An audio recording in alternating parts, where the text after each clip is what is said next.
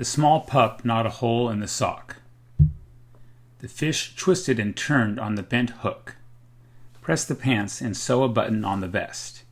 The swan dive was far short of perfect. The small pup gnawed a hole in the sock. The fish twisted and turned on the bent hook. Press the pants and sew a button on the vest. The swan dive was far short of perfect. The small pup gnawed a hole in the sock.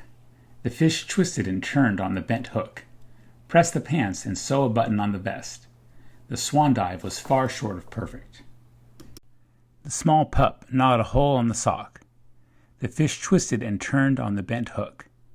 Press the pants and sew a button on the vest. The swan dive was far short of perfect.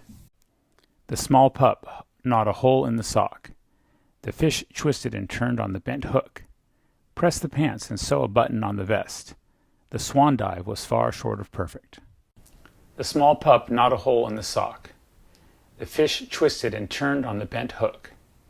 Press the pants and sew a button on the vest. The swan dive was far short of perfect. The small pup gnawed a hole in the sock. The fish twisted and turned on the bent hook. Press the pants and sew a button on the vest. The swan dive was far short of perfect.